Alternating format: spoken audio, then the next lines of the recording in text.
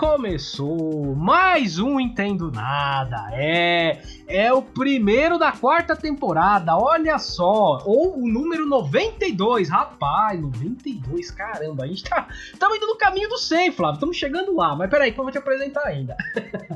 E o tema de hoje é 2022 e a tempestade perfeita. Rapaz, que medo desse ano. Tema este que será apresentado por este que vos fala, Luiz Rossi, e por ele, ele, o Robério de Ogum do Entendo Nada, Flávio Santos. Muito bom dia, boa tarde, boa noite. Você está ouvindo mais uma edição do Entendo Nada Podcast, como o Luiz acabou de dizer. Isso é mídia streaming, você ouve onde, como e quando quiser. Olha, quem sabe um dia eu chego a Robério de Ogum, viu? Eu chego a Robério de Ogum, tem que comer muito feijão com arroz para chegar nesse ponto. E a gente tá falando de Robério de Ogum, não é à toa, o Luiz já vai apresentar o tema, mas o nosso primeiro episódio do ano, via de regra, é sempre o episódio mais místico. É sempre um episódio que versa sobre um assunto mais espiritualizado, mais voltado para a área mística. É um episódio que, apesar dessa cara, a gente gosta muito de fazer, a gente se diverte muito. E via de regra também, versão número 2, a gente chega no final do ano desconfiando que a gente tem um talento especial para essa área. Certo, Luiz? Certo. Apesar que eu acho que o maior de todos era o Pai Santana. Glorioso Pai Santana. Tanto é que o Pai Santana morreu, o Vasco foi ladeira abaixo. Acabou o Vasco, é isso mesmo. Acabou o Vasco. Não era o Eurico Miranda, não, era o Pai Santana.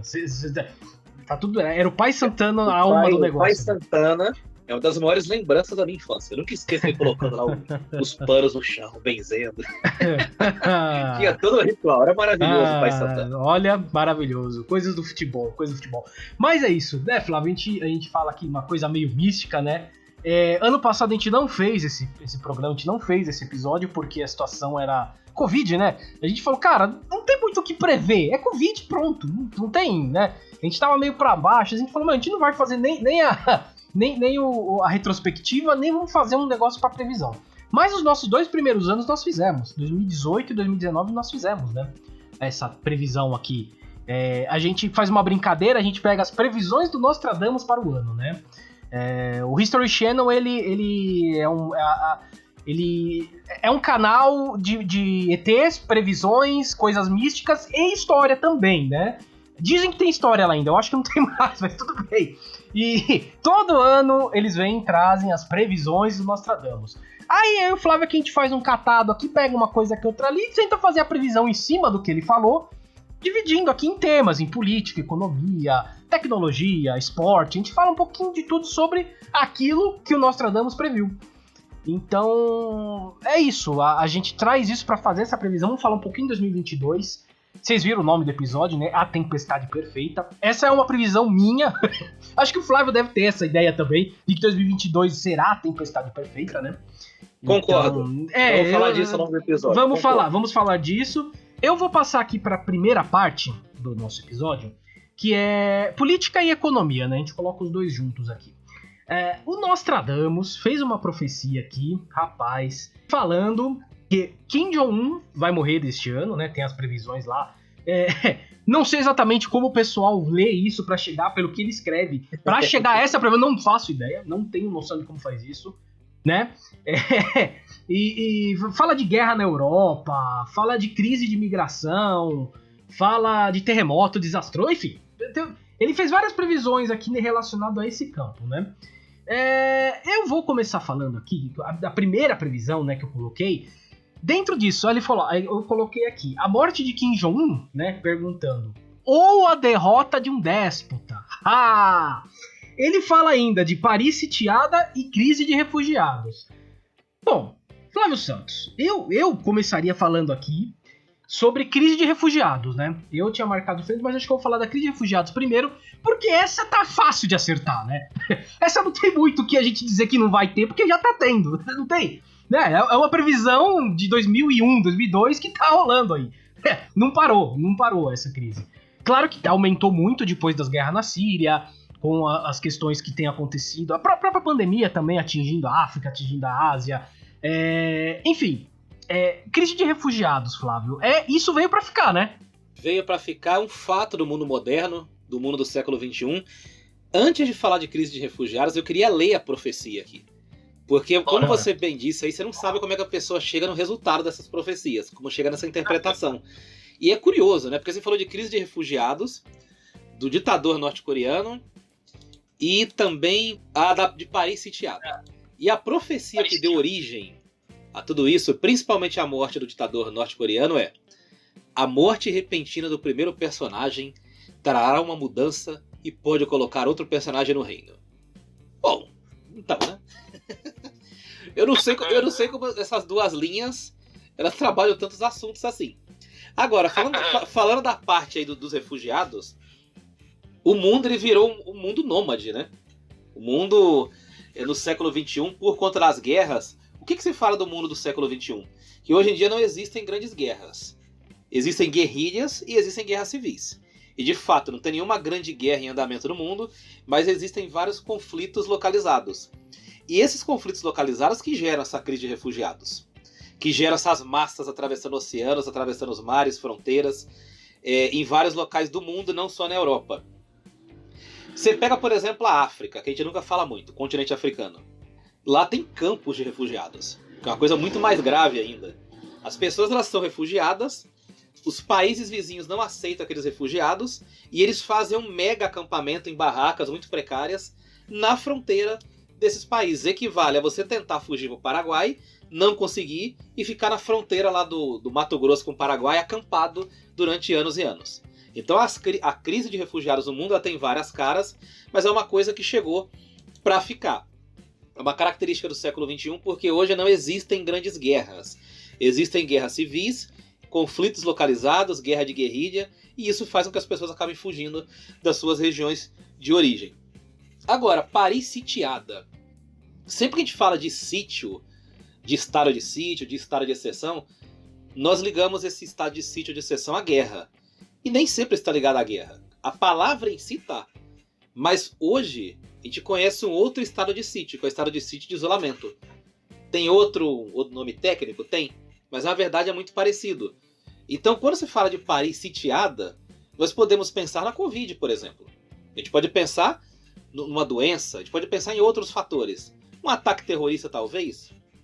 Talvez. Eu não sei se com capacidade para sitiar a cidade do tamanho de Paris. Acho muito difícil. Mas eu iria ir mais pela Covid.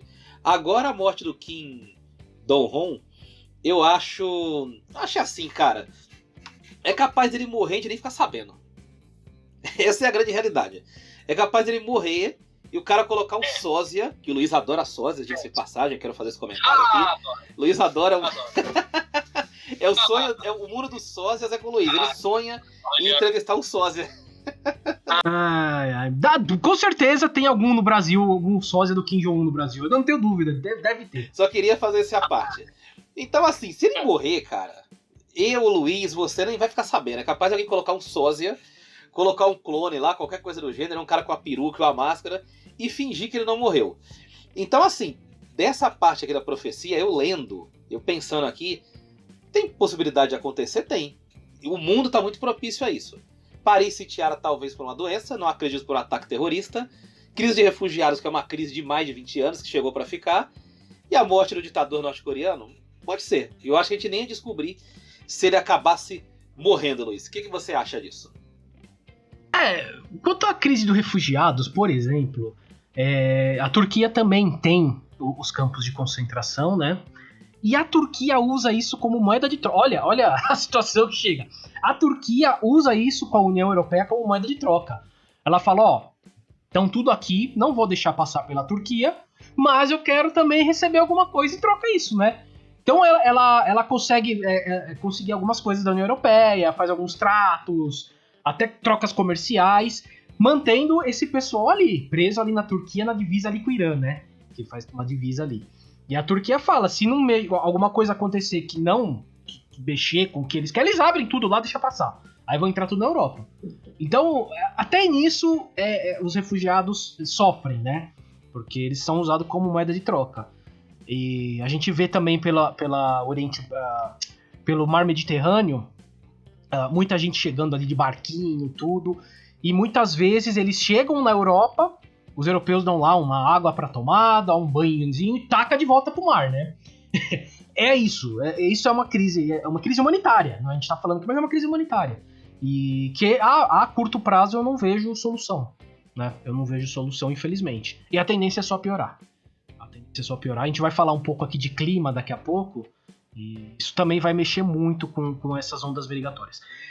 Quanto a Paris, pode ser qualquer coisa. A gente, na época de Nostradamus, Paris, quando ele escrevia Paris, era um grande centro moderno, era um grande a cidade-luz, a coisa do Ocidente, né? Então também pode ser o Ocidente sitiado, pode ser muita coisa. A única coisa que me chama a atenção ali foi que Paris foi eleita a sede das próximas Olimpíadas, né? 2024. Mas até lá tem um tempo, né? E provavelmente as autoridades lá de Paris, da França, com certeza, estão muito de olho nessa questão do terrorismo, das doenças também agora, né? Porque Paris já foi várias vezes atacada, né? Nos últimos anos aí, a gente teve ataques terríveis de mais de 100 pessoas mortas e tudo mais. Então, realmente, né? Paris é um grande centro e esse olhar muito em cima. E também tem muito a ver com a crise de refugiado. Do Kim Jong-un é isso, né, Flávio? A gente... Você sabe que eu escuto um dos podcasts que eu escuto, que sempre falo, Xadrez Verbal, né? Eu sempre falo deles aqui. E eles falam que é muito difícil a gente saber notícias reais da Coreia do Norte. Por quê? Quando a Coreia do Norte que passa notícia, provavelmente está enviesada para uma coisa boa para eles. Quando é a Coreia do Sul ou até os Estados Unidos, normalmente vem também, sabe, de uma maneira meio estranha. Então a gente nunca sabe qual que é a real da Coreia do Norte. Então realmente, de repente o cara já morreu lá e a gente nem sabe. Não tem como saber.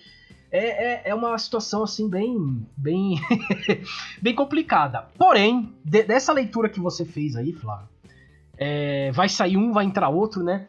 Eu acho que vai ter um presidente aí, um excrementíssimo, que vai perder as eleições, hein, Flávio? Eu acho, né? 2022 é ano de eleição, Flávio. Eu sempre parto do princípio que o cara que tem a caneta na mão, embora esse ser deplorável que a gente tá falando aqui não seja tão hábil assim com a caneta, né? Não seja dos mais inteligentes, mas tem a caneta lá, né, cara? Pode despejar mundos e fundos onde quiser e pode ainda convencer parte do eleitorado que ele é um governo viável, que ainda é um governo bom. Porque a gente não pode exigir que parte do eleitorado aqui no Brasil vote de maneira racional quando tem a barriga vazia ainda. Tem muita gente com a barriga vazia. Então a pessoa pode sim votar em troca de 1 ano ou 2 de cesta básica. Não se discute com o estômago vazio. Então eu acredito que ele possa ganhar ainda. Acho bem difícil. Não acho que seja favas contadas a vitória do Lula. Inclusive eu acho que o Lula está cometendo alguns erros, porque ele está se portando como já vencedor. Ele participou aí de um congresso, alguma coisa assim, e ele estava comentando sobre o Henrique Meirelles ser ministro da Economia e os rumos da economia. Calma, filho, calma. Tem muito feijão e arroz para comer até lá, tem muita coisa para rolar debaixo dessa ponte. Eu não acredito numa terceira via, por exemplo. Eu acho que os nomes que tem aí são fracos, apáticos e tem um carisma de uma folha de alface, não passam disso.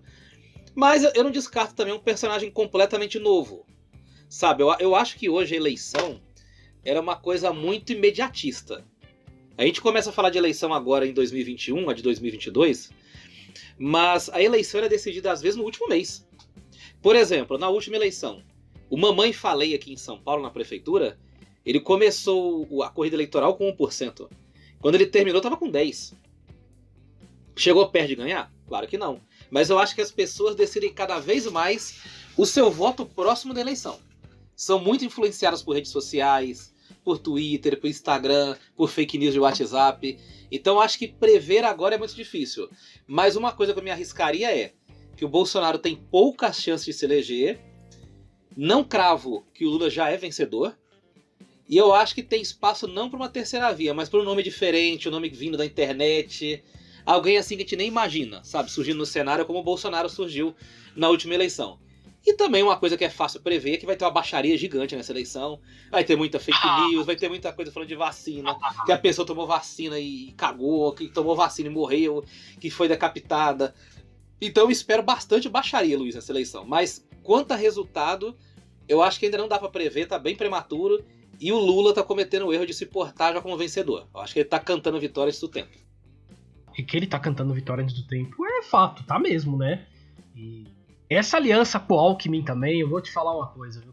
Ah, péssima. Péssima pros dois. É péssima pros dois. Pros dois. Eu realmente não sei que rumo que ele tá querendo. Tentar puxar o centro pro lado dele, sei lá, cara, eu não sei. Não sei. Mas eu acho realmente que ele tá cantando de galo muito antes da hora. Também acho isso daí. Mas enfim, vamos aguardar, né? Vamos aguardar. Porque o ano de 2022 promete ser bem complicado. E isso em todas as áreas, né? Eu falei da tempestade perfeita, né? A tempestade perfeita Armando. E não é só no Brasil. A gente vai passar por uma crise muito forte mundialmente. Então, já falamos aí dos refugiados, já falamos, é uma parte dessa crise. E, por exemplo, uma coisa que não está sendo muito falado, mas está acontecendo e vai aumentar por causa da pandemia, continuar aumentando, é a falta de chips para a indústria. A gente não imagina que praticamente tudo que a gente usa é feito com chip. O carro depende de chip hoje. A geladeira da sua casa provavelmente tem um chip lá dentro. A televisão, o celular não precisa nem falar, né? O celular é por chip. Então, praticamente tudo. Tem empresas automobilísticas no mundo que estão parando a produção por causa da falta do chip. Parando a produção. Não é algo assim. Tem gente querendo comprar carro e não tá achando carro porque tá parada a produção por causa do chip. Computadores, notebooks, enfim, tudo. Isso está acontecendo por causa da pandemia, porque onde é produzido todos esses chips, que é na Ásia, principalmente Vietnã, Taiwan e China. Esses 3 países são os líderes nessa produção. A Tailândia também eu acho que entra aí. Eles estão entrando em lockdown, voltando, parando, voltando. Então isso vai parando, né, a indústria. E a própria produção das commodities também sofre com isso, né? Então você precisa fazer o chip, você tem um tipo de metal diferente, você tem algumas coisas que são necessárias. Então a tendência é que a gente viva uma crise nesse ano de 2022 totalmente, muito diferente do que a gente já viu. Porque é a falta do produto, né? Os Estados Unidos estavam sofrendo com isso um pouquinho antes do fim do ano. Eu não sei nem exatamente o que aconteceu lá, que os chineses não estavam conseguindo entregar tudo que os americanos estavam pedindo, né? Então, é bizarro, é surreal. E isso eleva o preço dos produtos. Elevando o preço dos produtos causa inflação. A gente, no Brasil, a gente está vivendo uma situação inflacionária aqui, não por causa dos chips, né? A gente está vivendo por outros motivos, mas os chips podem também aumentar essa situação para o Brasil. Se tudo é feito com chip... eu vou te contar, Flávio. Eu lembro uma vez, meu tio foi pro Paraná, porque ele tem parentes lá no Paraná, e a gente tem uns parentes que tem plantação de soja, coisa de perder de vista, assim, né? Quem veio pra São Paulo se ferrou. Eu sempre falo isso, não devia ter saído do Paraná, devia ter ficado lá. Então pode de rico. E eles têm lá umas colheitadeiras dessas modernas, né? Gigante. Cara, ele aperta um botão, ele fala, não preciso nem ficar dentro da colheitadeira. Ele guia por GPS e vai vendo o caminho que a colheitadeira tá fazendo. É isso, funciona assim. Se você quiser ficar dentro da máquina, você fica. Tem ar-condicionado, tem frigobar. Muito melhor que o HB20 que o pobrezinho aqui de São Paulo paga, né? Muito melhor. Imagina quanto uma colheitadeira dessa roubou de emprego. Não, começa por aí. Quantos empregos terminou? Sim, começa por aí. 2.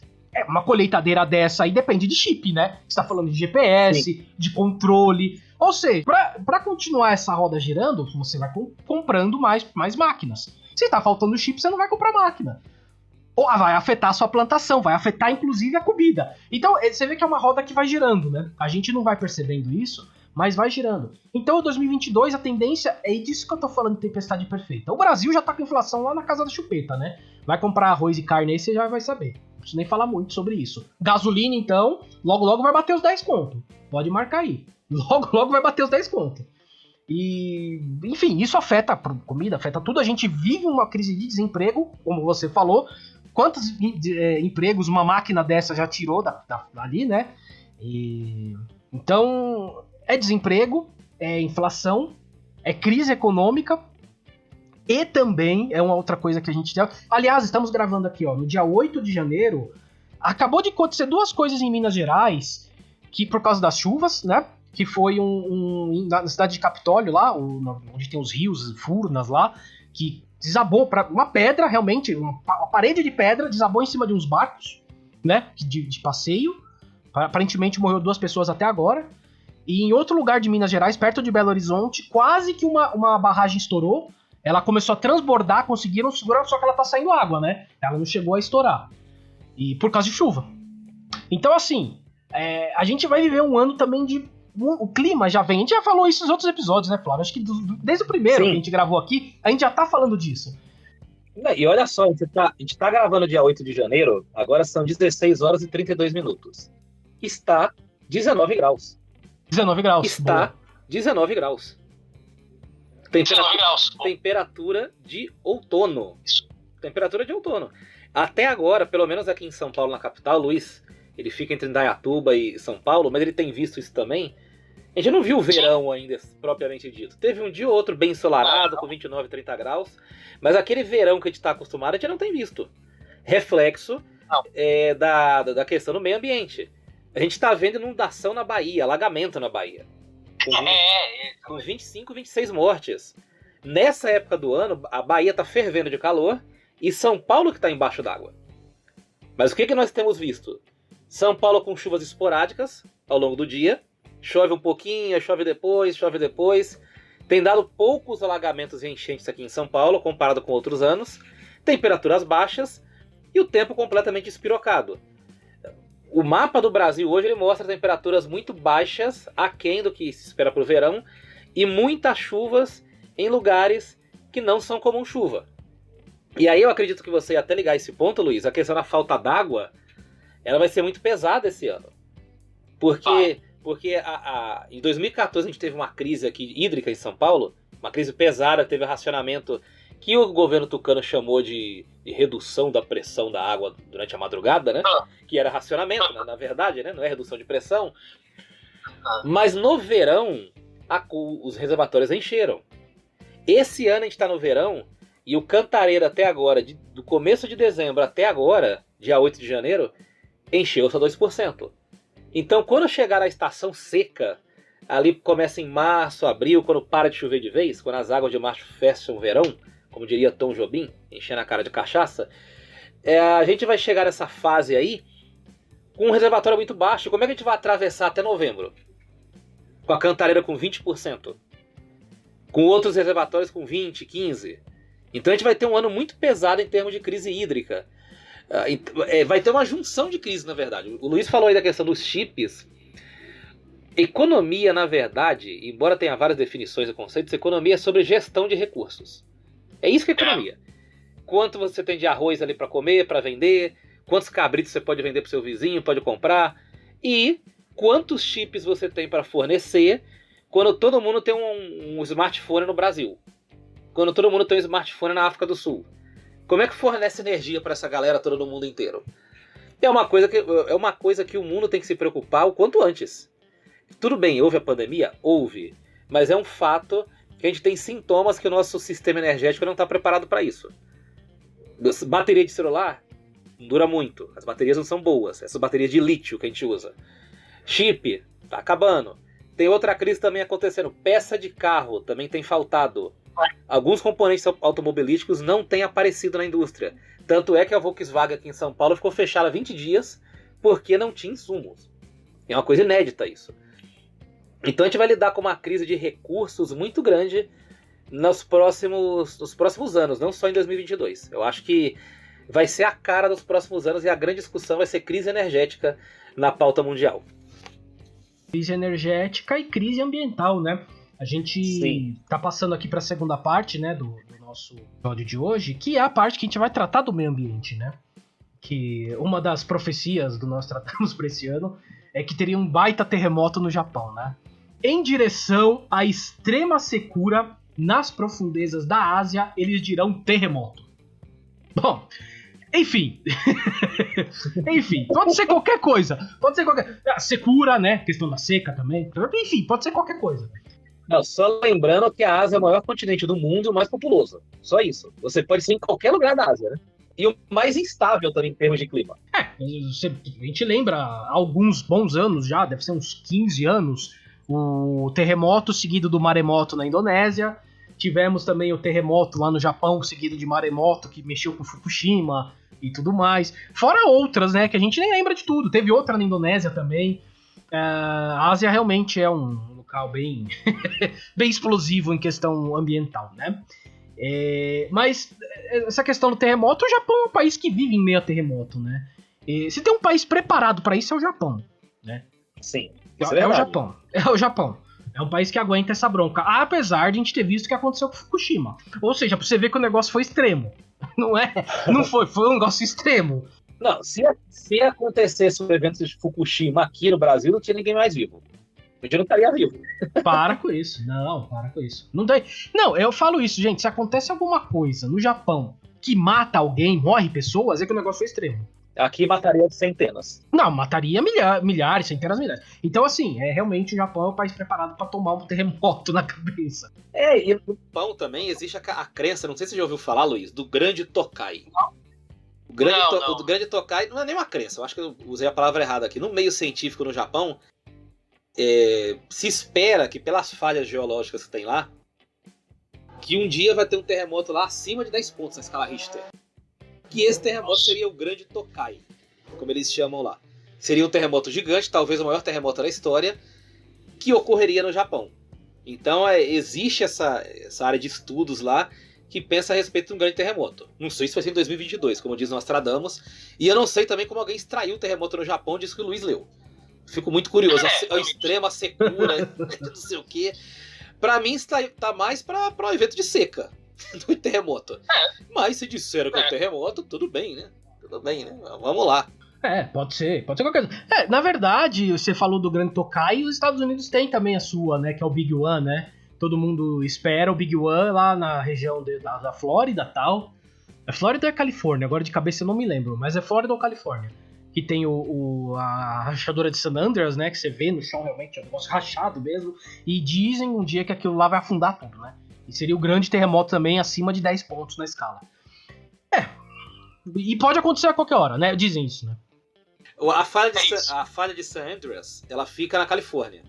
Tem um outro profeta, vou colocar outro profeta aqui na conversa, chamado Edgar Cayce. Que ele foi muito famoso nos anos 30, 40 nos Estados Unidos. E ele previu quando ia ocorrer essa falha. Eu não lembro exatamente qual foi o ano. E ele disse que ela seria um desastre tão grande que chegaria a mudar o mapa dos Estados Unidos. E existem algumas linhas de profetas aí. Algum tempo atrás eu estudava mais o assunto, né? Eu acho que tem muita coisa fantasiosa, mas tem algumas coisas sérias. Mas tem alguns profetas aí sérios que dizem não, quando eles falam assim de eventos no futuro, quando eles falam de mapa, parece que existe um consenso entre eles que o mapa dos Estados Unidos daqui a 50, 40 anos não vai ser o mesmo de agora. Mas assim, eles divergem sobre o que vai causar. Ou uma guerra nuclear, sei lá. Mas alguma coisa vai ter que vai mudar o mapa americano. O Edgar Cayce mesmo, ele fazia desenhos desse mapa depois dessa falha. Quando ela ficar ativa e quando tem esse grande terremoto. Então é uma falha bem famosa, assim como o Grande Tokai, né? Então, assim, são alguns eventos que se espera que não para 2022, mas aí para os próximos anos, próximas décadas. Então é muito fácil falar desses eventos. Esses aí realmente, assim, terremoto, vulcão, né? O cara que prevê isso o ano, vai ter um terremoto, vai ter um vulcão, vai acertar fácil, porque todo ano tem, faz parte da história da Terra. A Terra tem essa movimentação geológica, do planeta Terra. Isso é normal. Isso aí, na verdade, a gente não mexe com isso, a gente não consegue prever nada disso e nem tem como evitar, pra falar a verdade, né? Porém, aqui tem um detalhe da questão do meio ambiente, que são os eventos extremos do meio ambiente, né? Em 2021 teve o painel intergovernamental de mudanças climáticas da ONU, que é o tal do IPCC. Foi em 2021, teve lá encontro na Escócia, se eu não me engano, para falar sobre tudo isso e tal. E o que se conseguiu prever, que provavelmente já vai acontecer, né? Isso é fato, vai acontecer, é que até 2030, estamos em 2022, ou seja, daqui a 8 anos, a temperatura terrestre vai estar 0,4 graus acima do que era a média até então. Esse 0,4 graus acima da média já vai provocar, vejam só, 39 vezes eventos mais extremos do que nós estávamos acostumados. Tá, o que significa isso, eventos mais extremos, né? Porque, não dá. Essa chuva da Bahia, por exemplo, que o Flávio também falou agora há pouco, é um evento extremo. Porque é um local que não costuma chover tanto, não costuma receber tanta água assim, E choveu e tá chovendo, não parou. A gente diminuiu, mas não parou. O que tá acontecendo em Minas Gerais hoje, que eu falei agora há pouco aqui também, é um evento extremo. São dias e dias de chuvas assim, sem parar. Sem parar. Também não tá acostumado a isso. Então, isso vai acontecer. Furacões vão ficar mais fortes. Eles vão ficar mais potentes. As chuvas ficarão mais fortes. As secas também, né? As secas também. O Rio Grande do Sul tá sofrendo com seca. Olha a situação aí. Sim. O Rio Grande do Sul tá sofrendo com seca. Seca extrema. O Rio Grande do Sul nunca teve problema com isso. Então, assim, isso a gente fez, a humanidade fez, poderia ser evitado e dá pra prever. Tudo isso aí que eu tô falando podia ser evitado e dá pra prever. Provavelmente a gente vai chegar até 2050 com 1 grau ou até mais acima. Isso só vai piorar a situação. As geleiras, a situação da Antártida, lá, o Polo Norte e o Polo Sul, já diminuiu muito as geleiras. Ou seja, o mar vai subir, cidades costeiras já estão começando a se preocupar. Eu até mandei pra você, né, Flávio, esses tempos aí uma notícia, né, que o governo do Rio de Janeiro já começa a pensar em como fazer barreiras gigantescas para tentar parar o avanço do mar. Olha a situação que chegamos, né? Então é isso. Esses são os eventos extremos. Em 2022, com certeza, vai acontecer mais. Queimadas, né? Eu vi agora aqui, esqueci das queimadas. A gente viu várias no ano passado. Não tô falando aqui só do Amazonas, não. Tô falando das grandes queimadas mesmo, que as pessoas têm que sair correndo, deixar tudo para trás, porque não tem o que fazer. Ou foge ou morre queimado. Isso aconteceu em Portugal, aconteceu na Grécia, tá acontecendo na Califórnia agora, aconteceu na Austrália. E vai se repetir durante o ano todo nos mesmos lugares, porque isso infelizmente vai virando uma coisa normal. Vai acontecer todo ano, infelizmente. É isso, Flávio. Você tem mais alguma coisa pra falar de meio ambiente? Não, pode pular pro próximo tópico, Bora. Que tá bem interessante também. Bora. Então, beleza. Vamos falar sobre astronomia. Bom, eu vou ler o que o Nostradamus falou aqui. se vocês entenderem o que ele quer dizer, vamos lá, né? Eu acho que ele escreveu esse filme, dirigiu esse filme que tá fazendo muito sucesso aqui, Não Olhe Pra Cima, né? Olha lá. O fogo vejo que cairá do céu. Pronto, só isso, ele escreveu isso. Ou seja, ele escreveu isso. É muito específico. Muito claro. Já previram que vai cair um asteroide na Terra e pode ser o fim da Terra, né? Bom, eu não sei se vocês assistiram o filme, né, Não Olhe Pra Cima. Vai ser minha dica cultural, eu vou falar um pouco dele daqui a pouco. Mas basicamente é isso. Conseguem detectar um asteroide vindo pra Terra e vai destruir a Terra. Eu acho que pode ser o nosso famoso planeta Chupão, Flávio Santos. Voltando ao início do Entendo Nada Podcast. O famoso planeta Chupão, Flávio Santos. O que você tem a dizer sobre isso? Olha, o planeta Chupão... Eu vou falar do planeta Chupão, porque faz tempo que a gente não fala dele. Tem duas coisas que a gente fala bastante aqui no Entendo Nada. Planeta Chupão e Eric Johnson. São dois temas aqui que a gente gosta bastante. Inclusive o Eric Johnson, eu até mandei uma foto pro Luiz, ele tava jogando uma pelada essa semana contra os amigos do Marrone e meteu um gol na pelada. Só queria informar isso aqui no podcast.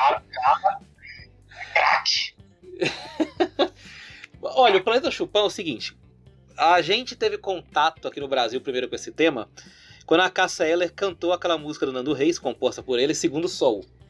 Quando ela fala de Segundo Sol, ela fala da presença de um possível outro planeta chegando, se alinhando aqui com a Terra ou se chocando com a Terra.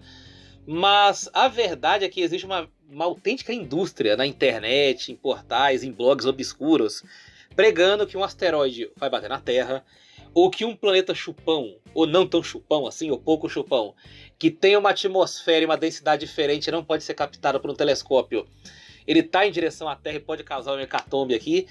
Mas o que eu vejo mesmo é que as pessoas têm muito medo do mundo acabar e elas sempre pensam em eventos fantásticos.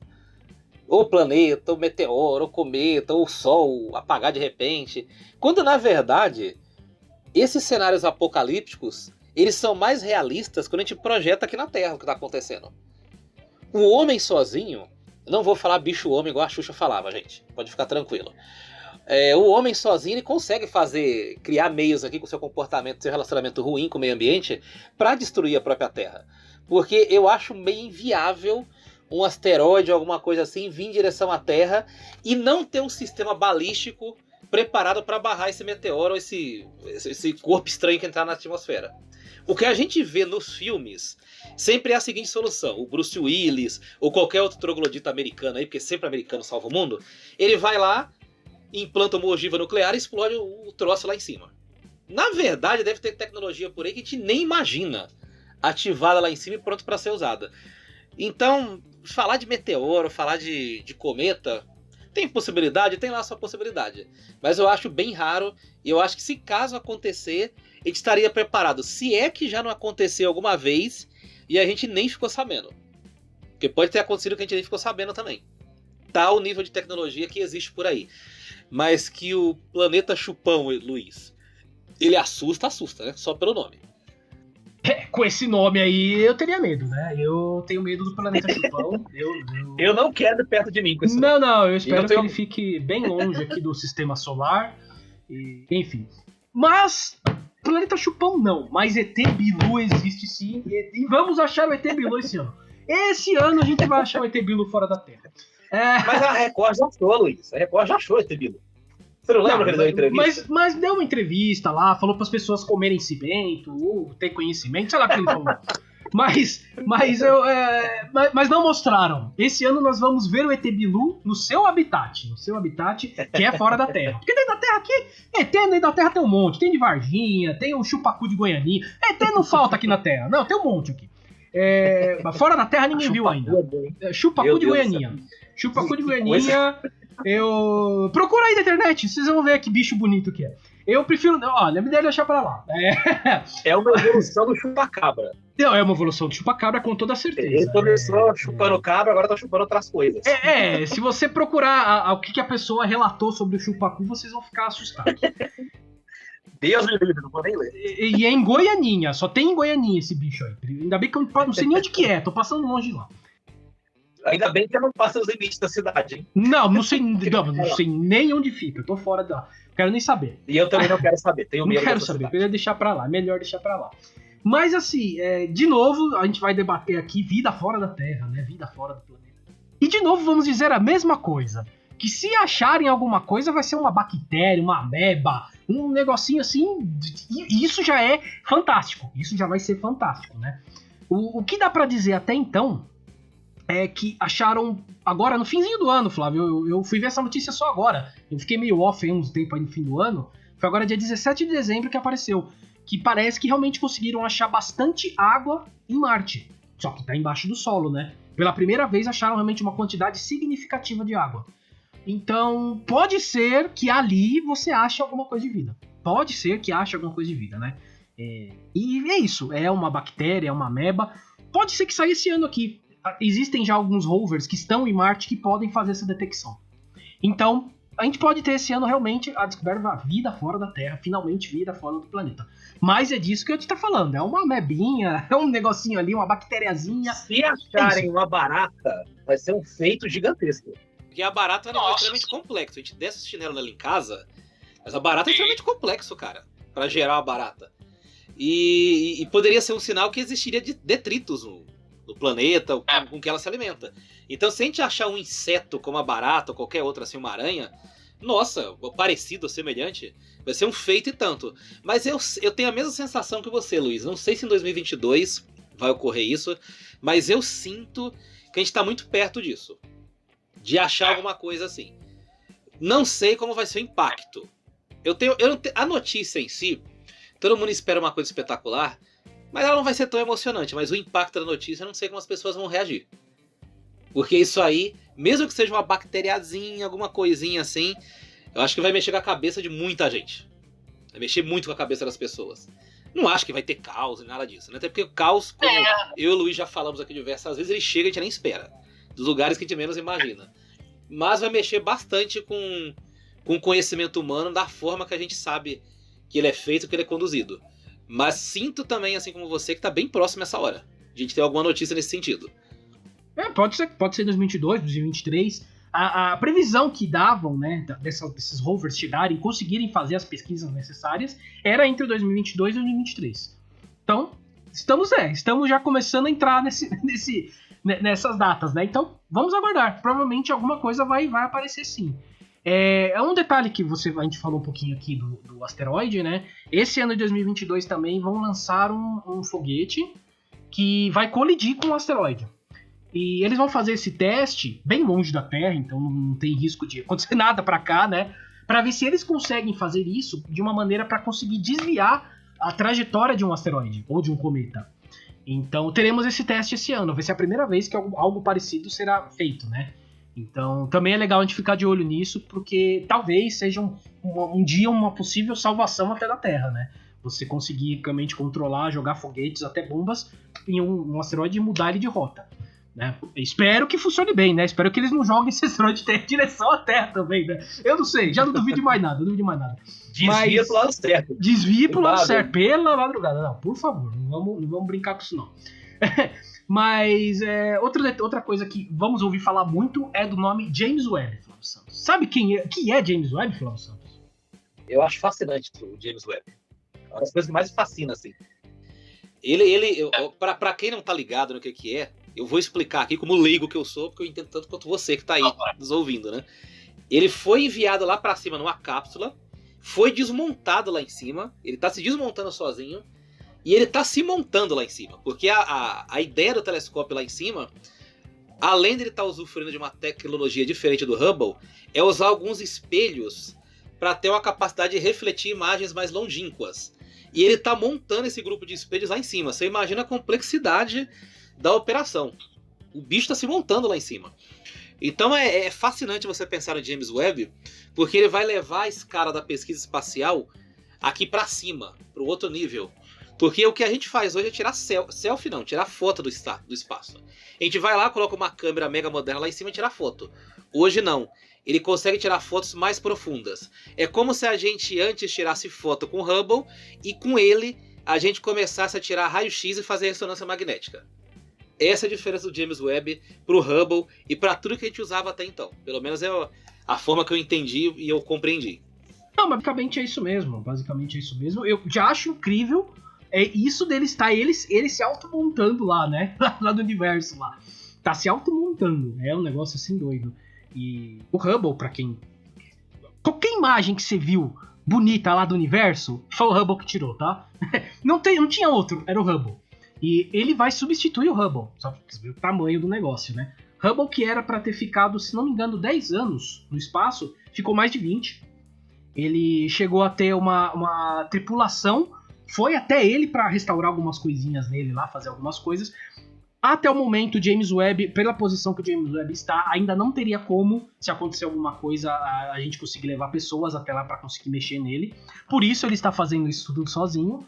Mas eu creio que daqui a algum tempo é capaz que a gente consiga também chegar de uma maneira ou outra, chegar perto dele lá e dar uma mexida nele lá.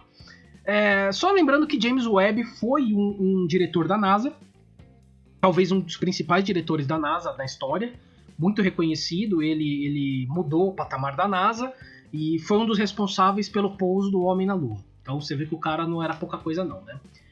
Realmente. Então, em homenagem a ele, deram o nome desse satélite, né? James Webb.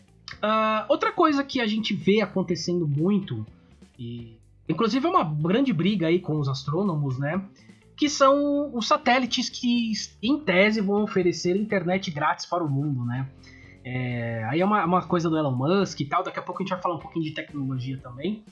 Mas e por que essa briga, né? Por que tá acontecendo essas brigas? Porque são muitos satélites, muitos, e andam em sequência, como se fosse um trenzinho. Não é o ET Bilu, não é o Planeta Chupão, são apenas satélites que o Elon Musk colocou no céu, chamados Starlinks, né? E a ideia dele, segundo o próprio Elon Musk, é distribuir internet grátis para o mundo todo, né? De maneira rápida e tal, e barato, em tese. No caso, ele diz que é barato, né? Não sei.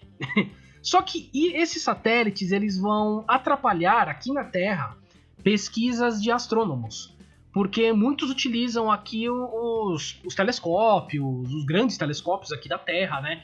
E esses satélites atrapalhariam, né, essas pesquisas, enfim, em vários pontos, inclusive até muitas vezes os dados que vêm dos satélites de fora da Terra, esses satélites do Elon Musk atrapalhariam também. Então tem essa polêmica rolando aí, né? Ela está rolando já. E provavelmente em 2022 a gente vai debater muito sobre isso também. E como eu já falei aqui do Elon Musk, eu vou aproveitar para passar para a quarta parte. Que o Flávio Santos, aliás, ele adorou a previsão do Nostradamus para falar da parte dos robôs, né, Flávio? Eu vou até ler aqui para você. Porque Adorei. Você adorou. Tem tudo a ver com o robô. Não, tudo bem. Olha lá. A lua em plena noite sobre a alta montanha. O novo sábio com cérebro solitário a ver. Por seus discípulos convidados a serem imortais. Olho para o sul. Mãos no peito, corpos no fogo. Eu tava achando que ia ter uma rima indecente aí no final. Olho para o sul. Podia ter uma rima. Poderia. Eu achei que ia ter outro tipo de rima aí. Mas olha, eu fico pensando o grau de interpretação do sujeito, o grau de alucinação do sujeito pra ligar isso com robô e inteligência artificial. Uma coisa impressionante. É uma coisa impressionante. Agora, Realmente. é fato que esse é um tema que chegou pra ficar, né? A inteligência artificial. Inclusive, um dos temas que eu mais gosto de assistir em filmes é esse. E eu já deixo aqui uma dica aqui, antecipando a dica cultural, pra você ver Ex Machina, se você gosta desse tipo de tema. Porque é um filme que trabalha muito bem a questão da inteligência artificial. Agora, assim como os ETs, quando a gente pensa em inteligência artificial, a gente pensa em indivíduos como Robocop, como esses robôs assim, esses androides, né? Esses ciborgues, meio humanos e meio robôs. Quando na verdade a inteligência artificial de verdade no século XXI é o quê? É um velho de óculos escuros colocando fake news na internet, no Twitter e no WhatsApp. Esse é o robô que você tem que se preocupar, que faz estrago. É o perfil lá com a foto de óculos escuros mandando fake news. É isso. Não é o robô voando que vai escravizar você, que vai roubar o arroz da sua cozinha, que vai fazer um monte de outras coisas. Não. A inteligência artificial que preocupa nesse início de século é aquela mais básica. É aquela inteligência que você entra no chat do seu aplicativo do banco e você fala 1000 vezes a palavra CPF, ele entende outra coisa. Ou quando você fala desbloqueio de cartão, ele vai lá e bloqueia seu cartão de novo. Isso, exatamente. Então, tem muitas nuances esse assunto, mas como sempre, a gente sempre imagina da maneira mais espetacular possível um tema. Eu particularmente me preocupo com a inteligência artificial e com robôs, principalmente na seara das eleições e principalmente no que se relaciona com rede social. De como eles são capazes de prender a gente bolha e validar alguns pensamentos escrotos que a gente tem. Você pensa alguma coisa muito escrota lá e vem um robô com a foto de óculos escuros, como eu disse, e ele valida seu pensamento. Ele fala, é isso aí, tem que descer o cacete mesmo, tal. Então eu penso que é uma coisa muito mais rasteira, muito mais simples do que se imagina. E já estão dominando o mundo. Por esse aspecto, já estão dominando o mundo. Haja visto que esse ano, essa semana, fez 1 ano da invasão do Capitólio. Quem que organizou aquilo em rede social? Foi seres humanos? Sim, ser humano organizou, claro. Mas quem que fez aquele pessoal crer que era maior do que ele era? Que era mais poderoso do que era? Esses robôs de internet. Então já estão dominando o mundo. E a gente nem sabe o grau de informação, de precisão e de influência que eles têm com a gente. É uma coisa que me preocupa. É uma coisa que eu acho que chegou... chegou para ficar, tá aí. E vai fazer cada vez mais parte do nosso dia a dia. Ainda mais agora que tá chegando o metaverso, mas a gente não vai falar de metaverso. Primeiro, que a gente não sabe falar sobre isso. E segundo, que a gente vai fazer um episódio sobre isso com um especialista à altura para falar disso. Já fica registrado aqui para você a dica. Eu de metaverso realmente não entendo porcaria nenhuma. Não faço ideia. Aliás, dizem que a gente pode já estar vivendo no metaverso e nem saber. Não sei. Vamos conversar isso um dia que a gente vai entrevistar algum especialista aí. Tenho certeza que vai ser um ótimo episódio também. Sobre inteligência artificial e algoritmos, né? Que a inteligência artificial é movida a algoritmos. O contato que eu tenho, além das redes sociais, claro, todo mundo tem contato com as redes sociais. Aqui em casa colocaram uma tal de Alexa, né? E eu sempre mando ela soltar pum, cara. É bem interessante. Ela realmente solta puns. E eu dou muita risada. É sério. Se você ver uma Alexa da vida aí, manda ela soltar pum. Você dá o comando, ela solta o pum, é isso? Solta pum. Ela peida mesmo. E faz uns barulhos bem interessantes. Solta o pum. Alexa, peide. Ela vai lá e começa a peidar. É muito legal. É muito legal. Da hora. Manda rotar também. Eu adoro fazer essas coisas, né? Adoro. Eu deixo o bicho doido. Mando cantar a música do Chaves também, ela canta a musiquinha do Chaves também. É isso, Então, coisa fantástica. Fantástico. Não à toa os robôs vão querer nos matar, né? A gente fica mandando ele soltar pum, fica mandando um monte de coisa. Coitado dos robôs, cara. Não tem Olha, jeito. no dia que esse negócio criar a vida, o Luiz tá lascado, hein? Eu vou mandar eu soltar pum também. Tô dentro, eu faço. A parte eu faço. Mas enfim, vamos voltando aqui na parte de tecnologia. Eu acho que essa questão da inteligência artificial, das redes sociais, dos algoritmos, é a questão dos bilionários, né? Eu acho que... Falamos do Elon Musk, tem o nosso querido amigo Zuckerberg também, e outros tantos bilionários aí que a gente nem sabe, que comandam a nossa vida, a gente nem percebe, né? Eu não sei se dá pra gente confiar nessas pessoas, né? A gente tem tanto medo, as pessoas têm medo de tomar vacina porque vai estar o chip e tal, mas a vida do filho da puta tá lá, né? No celular tá lá, tá tudo lá, não tá nem aí, esses caras sabem tudo de você, mas tomar vacina e tomar o chip, não, aí você tem medo, porque às vezes... eu não sei, Flávio, a gente tenta tentar não oferecer tantos dados a eles, mas eu acho que é quase impossível isso, né? A verdade é o seguinte, né? Você falou a questão dos milionários aí, falou a questão dos chips, né? Inclusive a gente começou o episódio falando dos chips, né? Da ausência de chips. E esse pessoal parece que não lê noticiário, porque está faltando chip para a indústria rodar, por que vai colocar o chip num peão que não tem importância nenhuma? Pois é. Em vez de colocar num carro, colocar numa máquina industrial, numa colheitadeira, não, vai colocar no Zé da esquina. Olha só como tá sobrando chip, né? O cara não leu o noticiário. Eu particularmente acho essa questão bem intrigante, porque ela demonstra que a gente tá se preocupando com coisas que já estão ocorrendo. Esse é o primeiro ponto. Agora a questão dos milionários, os bilionários, aliás, bilionário, imagina. Dos bilionários no espaço. Eu acho que é difícil a gente pontuar um limite, porque se na Terra, pra gente chegar num código penal, pra gente chegar num código de leis estrito e correto, a gente pena muito, imagina como você vai versar sobre o espaço, o que é limite e o que não é. Pois é. É muito perigoso você deixar a gente bilionária, mas se fosse gente pobre também seria perigoso, ou seja, qualquer ser humano, ter a primazia de fazer viagens espaciais turísticas, de conduzir algumas investigações. Justamente por quê? Porque é um tema que ele é tão complexo, mas tão complexo, que às vezes a gente não sabe como tá lidando com esse tema.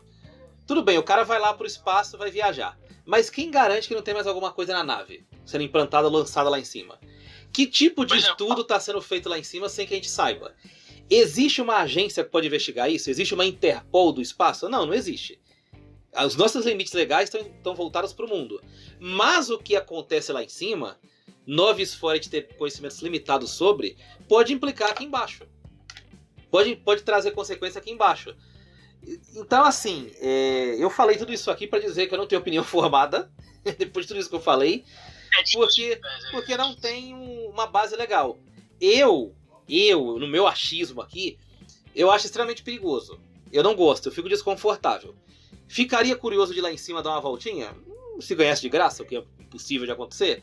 Ficaria, acho que seria uma experiência legal. Mas a forma como é conduzida, os alicerces que estão apoiados nisso, me preocupam bastante. Eu fico muito...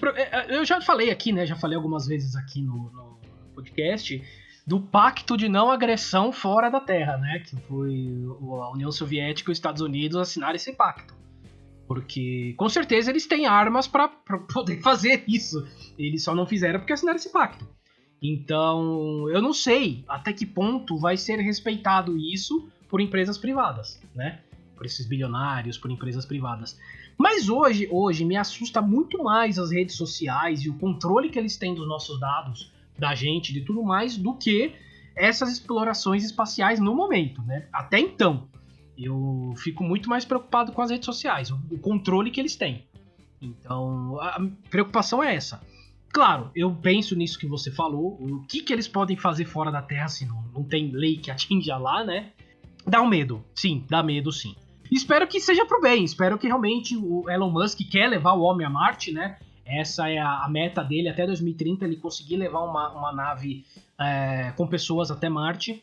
Não sei se vai conseguir, não sei se é possível, mas que seria muito interessante seria. O que o Flávio falou, também tenho muita vontade de ir lá, dar uma olhadinha e voltar, né? Agora, gostaria também de mandar umas naves e deixar muita gente lá pra cima também. Isso não tem dúvida, não mandar pro falta espaço mesmo, né? isso. O que não falta é candidato. Dá vontade tem um Inclusive, monte. candidato às próximas eleições. Ah, tem um monte também. Vixe. Ia faltar Olha, lugar, tem. Ia faltar lugar na nave, pelo amor de Deus. Ia ser um ônibus daqueles bem grande mesmo. Ai. Mas é isso, Flávio, é isso. A gente passou aqui pela parte do Nostradamus, tudo que ele falou. Mas não vamos deixar de falar do esporte, né, Flávio Santos? Falar do esporte. Eu não vou falar de futebol nacional. Não quero falar de futebol nacional. Não tenho vontade de falar de futebol nacional. Somos dois. Não estou com a menor vontade. Não é clubismo. Mas esse ano teremos Copa do Mundo, Flávio Santos. Uma Copa do Mundo diferente, num lugar muito diferente, numa época do ano diferente de Copa do Mundo. E assim, a gente estava falando aqui em off, né, Flávio, antes de começar, que talvez seja uma das Copas mais difíceis de acertar quem vai ganhar, né? Por tudo isso que eu falei, por ser tão diferente em tudo. Mas a impressão que eu tenho, já tive essa impressão em 2018 e não sei se para 2022 vai ser a mesma coisa. Assim, as pessoas estão no ano da Copa, mas tá, Copa do Mundo, ok. Você tem essa impressão? Tenho, mas só queria falar uma coisa rápida, Luiz. Eu também não tô muito afim de falar de futebol nacional, mas hoje aconteceu uma coisa espetacular no futebol nacional. Opa! O Vasco ganhou de 12-0 do Rio Claro pela Copa São Paulo de Futebol Júnior. Então, eu tenho que falar desse momento histórico do Vasco da Gama. Só para isso eu vou abrir a sessão. Não, vai, agora tá indo, não sei pra onde, né? Não sei se pro brejo ou pro fundo do poço, mas tá indo. pra algum lugar. Repete sua pergunta, Luiz, acabei esquecendo aqui.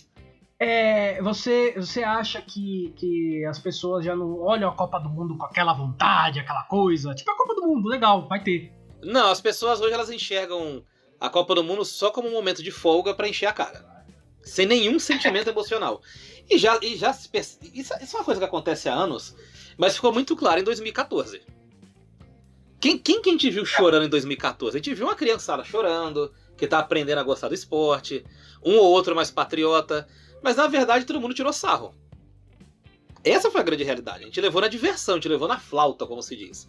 Ao passo que em 1950, quando teve o Maracanaço, que a gente perdeu pro Uruguai de 2-1 no Maracanã, as pessoas saíram chorando do Maracanã.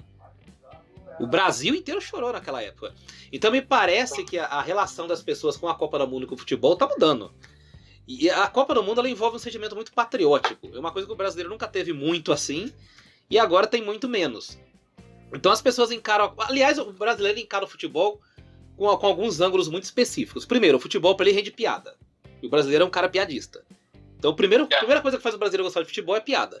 Ele quer chegar na segunda-feira e falar pro amigo assim: chupa, Corinthians perdeu, chupa seu trouxa, vai pra aquele lugar. Primeira coisa que faz apaixonar pelo futebol é isso. Segunda, futebol rende assunto. Você passa pelo garçom e fala: ei, corintiano, tudo bem? Futebol é um instrumento poderoso pra gerar assunto. Isso é uma outra coisa que atrai no futebol. E terceiro, o brasileiro gosta de vitória.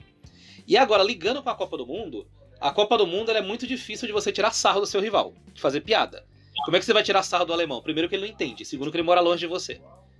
A Copa do Mundo, ela não possibilita você gerar assunto, porque você não convive com as pessoas de diferentes nacionalidades, de outros países. E terceiro, que cada vez mais está ficando difícil o Brasil ganhar a Copa do Mundo. Então, pelos 3 motivos aí que eu elenquei, na minha modesta opinião, o brasileiro está se afastando cada vez mais da Copa do Mundo. Agora, se nós formos falar em prognósticos, eu acho que está ficando cada vez mais difícil de prever, porque o futebol ele virou um esporte de alto rendimento e cada vez mais científico, com menos espaço para talento. Então, para você prever um campeão hoje em dia, você tem que prever, na véspera do torneio, o time que está correndo mais quilômetros médios durante o jogo, o time que está com mais força física, o time que está com o mental mais equilibrado, o time que está com os parâmetros metabólicos mais em dia, o time que está mais encaixado taticamente. São vários fatores. E nesses vários fatores, a única coisa que eu vejo é que o Brasil está muito atrás de todo mundo, entre várias seleções. Mesmo assim, eu não descarto, por exemplo, que o Brasil seja um time que... uma seleção que não é favorita. Eu acho que ninguém é favorito, mas eu descarto que o Brasil não possa ganhar. Acho bem difícil.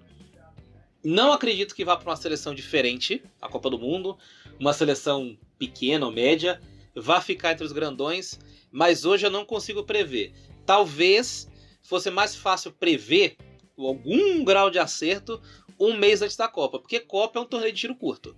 Não adianta você estar jogando bem, ganhando do Equador aqui da eliminatória, no Mangueirão, e chegar um mês da Copa ter 3 jogadores quebrados, ou jogando mal. A Copa é um torneio de tiro curto, você tem que chegar com um time arrumado e torcer ou trabalhar muito para aquele time chegar ali em outubro, um mês antes da Copa, jogando bem, para ele se encaixar na Copa e conquistar o título.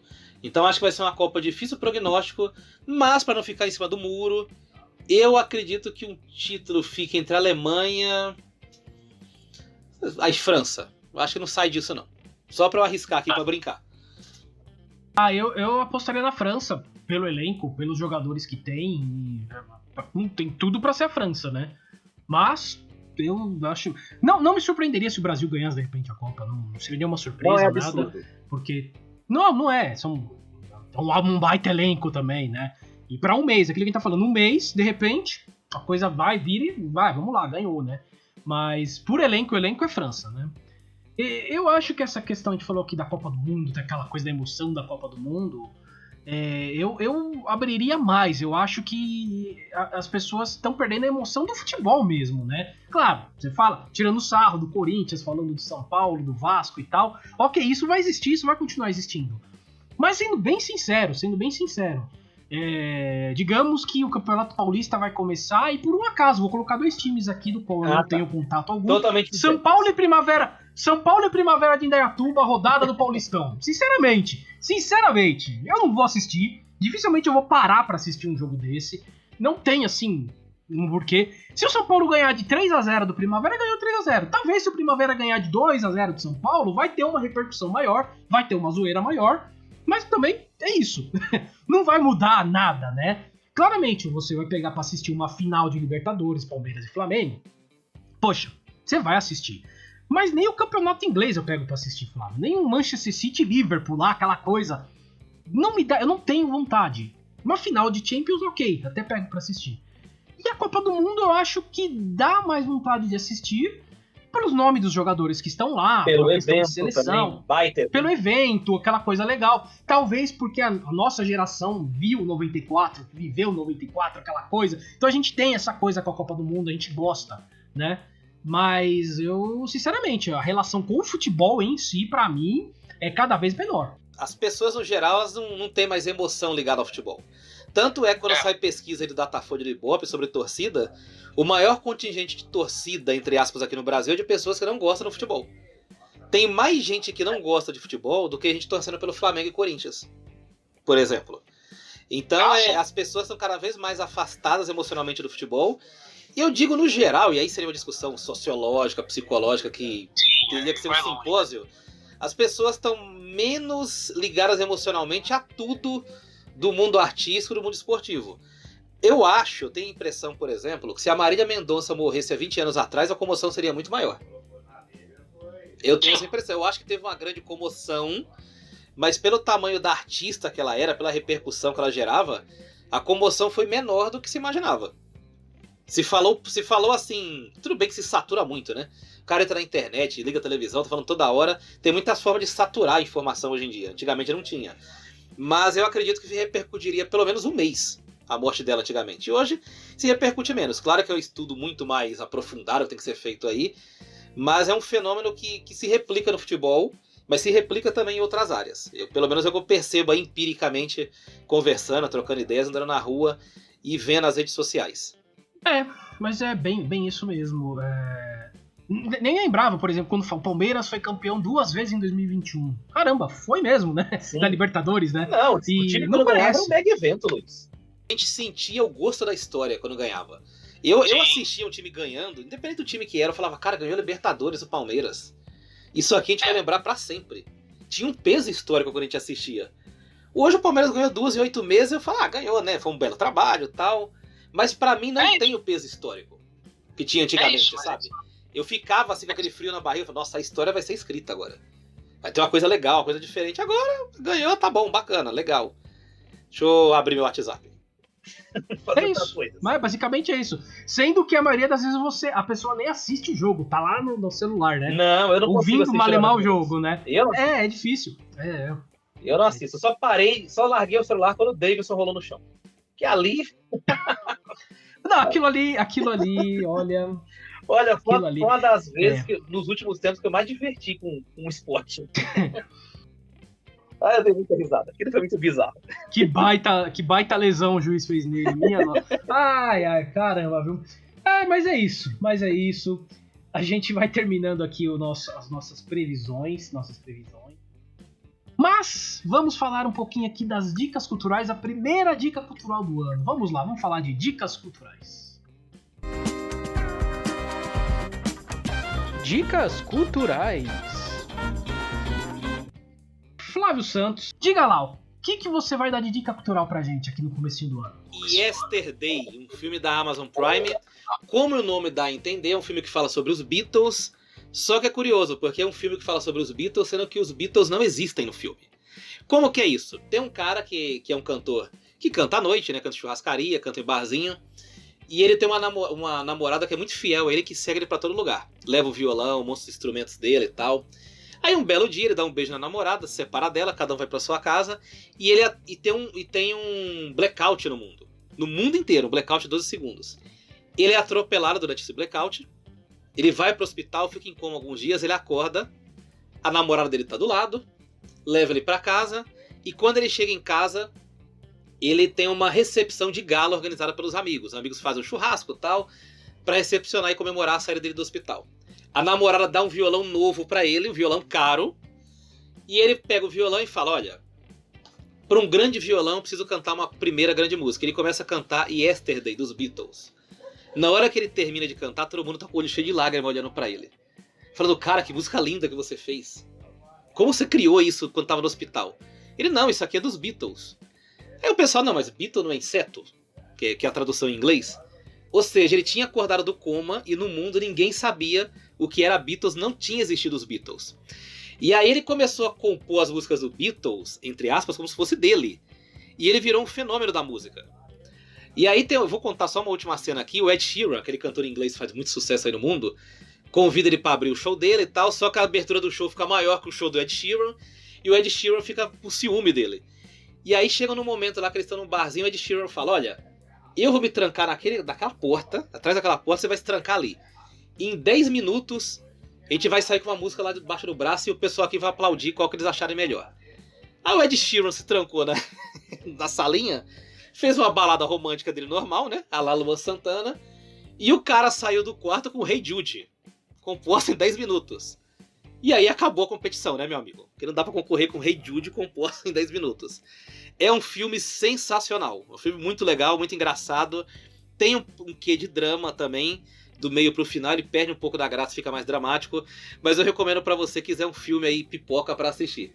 Yesterday, um filme que fala sobre os Beatles, que na verdade não conta a história dos Beatles, porque os Beatles não existiram depois do episódio do atropelamento. Fica a dica, Yesterday na Amazon Prime. Eu tenho muita vontade de assistir esse filme, já faz tempo que eu falo que quero assistir. E assim, eu me colocando no lugar dele, eu provavelmente não conseguiria nem replicar uma pisadinha a Malemar, né? Ou seja, até saberia que existia, mas bela porcaria, porque eu não ia conseguir replicar porcaria nenhuma, nem a pisadinha. Muito menos Beatles, né? Não ia conseguir fazer nada disso. Ai. Bom, mas é isso. Eu vou falar as minhas dicas aqui agora. Eu vou começar falando em homenagem ao falecimento de Sidney Poitier, né? Que é um dos filmes que eu adoro, que é O Mestre com Carinho. Clássico, dos clássicos. O Flávio, você que falou pra mim, né, Flávio? Foi mais de 1000 vezes copiado por aí, né? A história é muito copiada. Sim, tem muitos filmes americanos copiados. Americanos, brasileiros. Eu acho que é um dos roteiros, uma das ideias originais mais copiadas de todos os tempos. Nos anos 90, atual. Tem um filme com Samuel L. Jackson. É um filme mais recente. Você sabe qual que é, né? Que ele é professor de basquete. Cara, aquilo é O Mestre com Carinho na versão basquete. Então é uma história que nunca fica velha, né? Na verdade é essa. É muito legal ver esse tipo de filme. O Mestre com Carinho, eu acho legal a música, né? A música do filme é bem melosa e muito, muito marcante da época, né? Anos 60 ali. É realmente muito... Eu recomendo que assistam. É um filme bem gostosinho pra se ver aí. E o outro filme, inclusive a Vani, minha namorada, está aqui comigo, né? Tá? E foi um filme que a gente assistiu junto, que é o famoso Não Olhe Pra Cima, né? Tá todo mundo falando desse filme na Netflix, né? Todo mundo falando desse filme. E assim, assisti, Eu gostei bastante, gostei da crítica que eles fazem, né? A gente falou agora há pouco, você falou que não sei como que a humanidade reagiria se encontrasse vida, uma bactéria fora da Terra. Eu acho que seria muito parecido com o que aconteceu nesse aqui, nesse filme. Ou seja, as pessoas falam, não existe, é mentira, não tem, não sei o quê. Eu acho que seria muito parecido, acho que as pessoas não iam nem ligar muito pra isso, ou não iam acreditar. E é muito parecido com o que tá acontecendo, só que no caso você olhava pra cima e via a porcaria do meteoro chegando. Tava lá, tava vindo, né? E ainda assim, presidentes negacionistas, né? Não quero cutucar ninguém. Não é indireta pra ninguém, imagino eu. Não é indireta pra ninguém, nada disso, Imagina. muito pelo contrário. Você não é disso. Muito pelo contrário. Não sou. O Leonardo DiCaprio mandando muito bem, aliás, Leonardo DiCaprio mandando muito bem qualquer filme dele. Qualquer filme dele, né? Qualquer filme dele é realmente assim. Eu gostei bastante, mas foi o que eu discuti com a Vânia, vou bater a mão aqui. Faltou Bruce Willis e Aerosmith nesse filme. Filme que tem meteoro tem que ter Bruce Willis e Aerosmith. Não foi preciso, não foi necessário. Ó, ela tá dizendo aqui que não foi necessário, acho que deve ter se vazado aí. É o filme que ele fura o meteoro, é isso. Não, faltou Bruce Willis, eu acho que faltou o presidente fazendo um discurso triste também, né? Aquela coisa clássica, não, o evento que vai acontecer se aproxima da extinção. Aquela coisa muito clássica desses filmes, né? E geralmente, eu não sei se é coincidência, mas geralmente eles sempre colocam um presidente negro, né? Nesse filme, não sei se você já reparou. Via de regra, normalmente é o presidente negro. Era o presidente negro. Muito antes do Obama. Fala, você. Boa tarde. Boa, bem-vindo. Não querendo fazer nenhum... existiu sim uma tentativa bem bizarra de tentar salvar o meteoro, né? Então, assim, mas é bem bizarro. Vamos dizer que é bem próximo de Bruce Willis. É digno de Bruce Willis. Que é bem bizarro, né? Um escavador de petróleo tentar furar um meteoro. Então, vamos dizer que foi uma crítica, sim, e eu achei bem interessante. Mas existiu a tentativa, sim. Na verdade, foi o que você falou, né, Flávio? Que normalmente esses filmes aí, você tinha falado antes, né, de filmes assim que o americano é o herói, o presidente entra na nave e vai lá, né, batalhar também. E acho que esse filme mostrou a realidade, né? Que americano normalmente não tem nada de herói, não, cara. O negócio é o contrário, né? Geralmente é eles que causam a cagada. Não me espantaria se o meteoro ou um cometa viesse pra cá, porque eles estavam mexendo lá em cima, desviaram o curso, alguma coisa do gênero. Não me surpreenderia. Deixa eu só aproveitar o ensejo, Luiz. Eu vou dar uma antidica cultural, pra você não assistir. Porque você falou de Bruce Willis, e ontem à noite eu tive a infeliz ideia de ver um filme chamado Caçada Brutal, na Netflix com Bruce Willis. A minha recomendação é não assista, porque é pior que o filme do meteoro. Não assista. Foi 1h40 perdidas de vida. Não assista. Eu não conheço, não vou assistir, com certeza não vou assistir. Mas continuo aqui afirmando que furar o meteoro, explodir o meteoro ao som de Aerosmith é muito melhor. Tenho dito. Mas eu gostei sim, gostei do filme, achei muito bom, uma crítica muito boa. E como a Vani falou também, pra mim, muitas vezes, ela falou, tem referência de muita coisa ali no meio. Realmente é muito interessante. É meio cômico, como eu falei, mas eu acho tragicômico, porque é uma realidade nossa, né? É uma coisa que a gente tá vivendo. A gente tá vendo aí, né? A gente tá vivendo isso, vacina, Covid e tudo mais. Realmente é triste. É cômico, tragicômico, a gente dá risada, mas se parar pra pensar dá vontade de chorar. Mas é isso, Flávio, eu já falei aqui minhas dicas, né? Falei do Almoço com Carinho também. Vamos para os nossos salves, chamegos e sapatadas. Salves, chamegos e sapatadas. Flávio Santos, eu vi aqui que você trouxe dois salves aqui, manda pra nós. Tenho dois salves muito especiais. Primeiro por César Rossi, o primo do Luiz Rossi, que já fez uma live pra gente aqui fantástica, né, Luiz? Ele falou sobre exercício em casa, não foi? Na live? Foi exercício em casa, foi. É um cara que a gente tá pretendendo entrevistar nos próximos tempos, mas eu quero mandar um salve em agradecimento pela mini consultoria que ele deu pra mim, cara, via áudio. Ele mandou alguns áudios curtinhos pra mim, mas me deu uma mega ajuda relacionada a treino de pernas na musculação. Eu tava em dúvida se bicicleta ergométrica é aquela escada automática que tem em academia, ela funciona para hipertrofia. E ele me deu uma autêntica aula, sabe, em coisa de 5 minutos. Então eu quero mandar um agradecimento para ele muito especial, um salve, um abraço, e torcer para que apareçam mais profissionais de educação físicas como ele. porque tem vídeo no YouTube que a gente vê durante 20 minutos e não entende nada. Eu ouvi um áudio dele de 3 minutos o primeiro, já entendi tudo. Impressionante. Então, forte abraço pra você, César Rossi. Quero mandar um beijo pra Aline Santa Bárbara, porque ela tá fazendo a ponte pra gente entrevistar uma pessoa da Federação Espírita na semana que vem. É um diretor e professor da Federação Espírita. Nós vamos abordar nos próximos dias o tema do espiritismo, e ela que tá fazendo a ponte aí, fazendo o contato inicial, já que eu tô sem redes sociais, né? Então ela tá fazendo esse aporte aí pra mim. Quero mandar um beijão pra ela e agradecer pelo esforço que ela tá fazendo. Certo, Luigi? Certo. O meu salve vai ser pra Vani Lopes, que está aqui, acompanhou em loco a gravação, brigou comigo dizendo que o Bruce Willis não é melhor que o Leonardo DiCaprio no filme, mas continua batendo a mão aqui dizendo que Bruce Willis e Will Smith não tem dupla melhor. E um salve, um beijo. E com a filha do Steve Tyler. Tem que ser dito isso também, né? Com a filha do Steve Tyler. Também tem a filha do Steve Tyler e o Ben Affleck, que está no filme também. Olha aqui, olha quanta gente. A filha do Steve Tyler é filha do Bruce Willis e o cara quer pegar ela no filme. Olha que o Meteoro é uma coisa secundária no filme. Não, o Meteoro tá lá. Tá lá no meio do filme. Lá. Tá o Meteoro vindo até. É secundário. Mas é isso. Esse é meu salve pra hoje. E, enfim, chegamos ao nosso encerramento.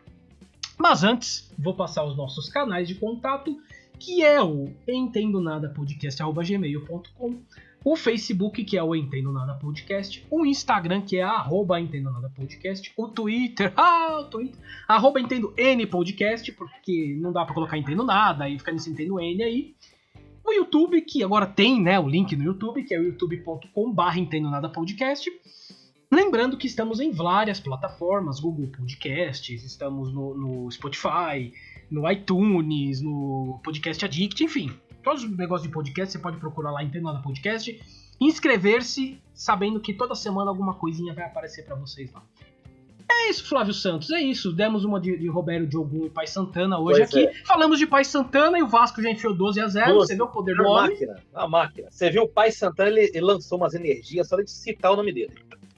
Só de citar o nome dele. É isso aí. Não, mas eu acho legal que você fez a comparação com o Roberto Diogun, porque o nosso nível de acentos vai ser igual a esses caras. A gente vai estar muito próximo ali. E olha que a gente falou de futebol aqui, né, cara? Antigamente, você vê como o futebol brasileiro é, né? Só pra gente arrematar o assunto. O Luxemburgo não fazia nada sem encostar o Roberto Diogun. Pois é. Fenomenal. Tava lembrando disso. Contratação, esquema tático. Acho que durante um tempo funcionou, né? Ele ganhou bastante coisa. Mas ultimamente parece que a porca enrolou o rabo aí. Mas é isso. Demos uma de Nostradamus, de Edgar Cayce, de Mãe de Ná. Não vamos esquecer da Mãe de Ná. Também é importante lembrar. Não, jamais. Não pode. Jamais. Mãe de descansa em pança. E é isso, né? Fechamos mais um episódio. É isso. Mais um episódio divertido e legal de fazer. Espero que você que está ouvindo tenha curtido também. Se tiver sua previsão, manda pra gente. A gente vai ler no ar no próximo episódio. Isso aí, Mãe de Ná, que se elegeu a deputada e não previu a derrota dela. Nossa, isso... Não previu a derrota dela. Essa é a situação. Mas Luxemburgo parou de ganhar porque ele deve estar devendo com o Roberto Diogun. Eu não tenho dúvidas disso. Enfim, fechamos. É isso, Flávio. Valeu. Começamos o ano, nossa 4ª temporada. Estamos começando a 4ª temporada. Vamos nessa. Valeu, Flávio. Valeu, bora. Fumos.